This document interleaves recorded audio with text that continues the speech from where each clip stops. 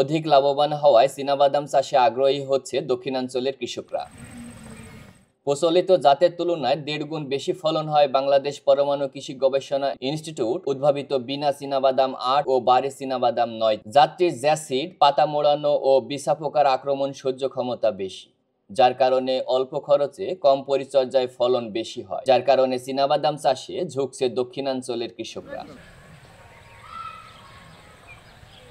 চীনাবাদাম চাষিরা জানায় গত 15 বছর ধরে তারা চাষ করে আসছেন চীনাবাদাম। বিশেষ করে এ বিভাগের চরাঞ্চলে বেশি বাদাম চাষ করা হয়। মাঠ থেকে ধান উঠে যাওয়ার পরপরই কম পরিশ্রমে বাদাম চাষ তাদের আগ্রহ জাগিয়েছে, তাই তারা দিন দিন এ বাদাম চাষে আগ্রহী হচ্ছে।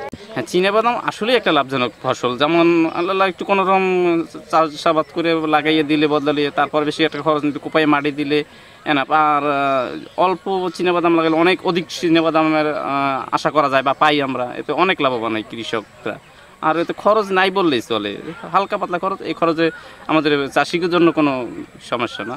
এবং চীনাবাদাম প্রচুর লাভ। চীনাবাদাম আরও মানুষ বেশি বেশি লাগাক। চীনাবাদাম একটা লাভজনক ফসল। আমরা ম্যাক্সিমাম প্রায় 15 বছর যাবতে চীনাবাদাম চাষাবাদ করে আসি। এবছরই শুধু এই বিনা 8 বা চীনাবাদাম আর পেয়েছি সরকারের পক্ষ। এর আগে আমরা লাগাইতাম প্রায় 50-60 শতক, এবছরও প্রায় ওই রকমই লাগাইছি। বাদাম চাষ আজকের 15 বছর যাবত করি এবং আমাদের তো এখানে তো শহরে এলাকায় শহরে বাদাম ভালো হয় এবং এটা লাভজনক ফসল এবং আমার নিজেকেও অর্থায়নে চাষটা আগে করতাম, বুঝছেন। তারপরে তো এখন ওই সরকারের বছর সরকার বাদাম দিছে, সেই অনুযায়ী করি এবং গাছে অনুযায়ী যে গাছ দেখা যায় ভালো ফসল আশা করা যায়। তারপর চিন্তা করি এই চাষটা আমরা ধরিয়ে রাখতে চাই আর আমরা সরকারের সহযোগিতা কামনা করি।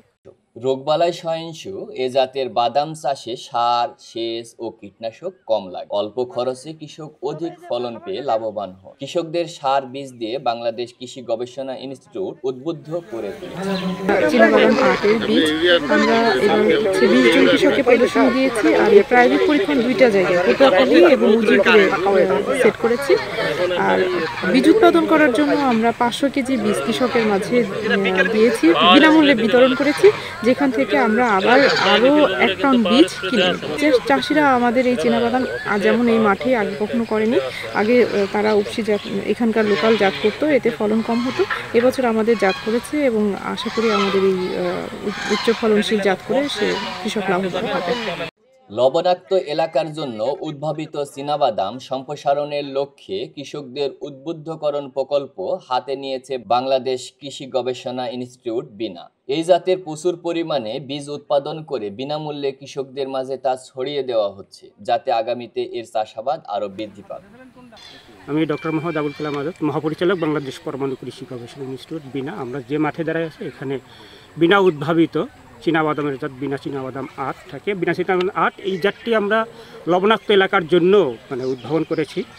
বিশেষ করে আমাদের বাগেরহাট, খুলনা, তারপরে সাতক্ষীরা, তারপরে আমাদের নোয়াখালীর জন্য এই জাতটি উদ্ভাবন করা হয়েছে এবং আমরা দেখেছি যে এই জাতটি অনুকূল পরিবেশও খুব ভালো ফলন দেয় এবং এই জাতটি সম্প্রসারণের জন্য আমরা এখন প্রচুর পরিমাণে বীজ উৎপাদন করছি। আমাদের যে প্রকল্পটি আছে একটি প্রকল্প বিনার গবেষণা কার্যক্রম শক্তিশালীকরণ প্রকল্প, এর আওতায় আমরা প্রচুর পরিমাণে বীজ উৎপাদন করছি এবং সেই বীজগুলো কৃষকের মাঝে বিতরণ করছি, বিনামূল্যে বিতরণ করা হচ্ছে আর কি।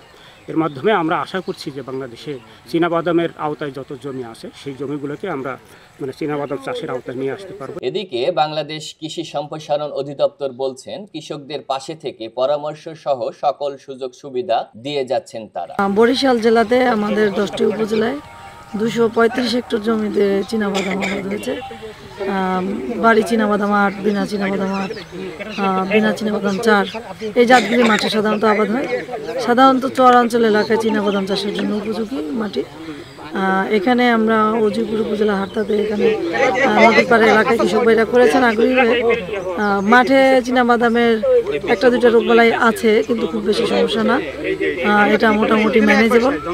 আর আমাদের উপসহকারী কৃষি কর্মকর্তারা কৃষকদের পাশে থেকে তাদেরকে পরামর্শ দিয়ে যাচ্ছে যে কীভাবে প্রথম করতে পারে।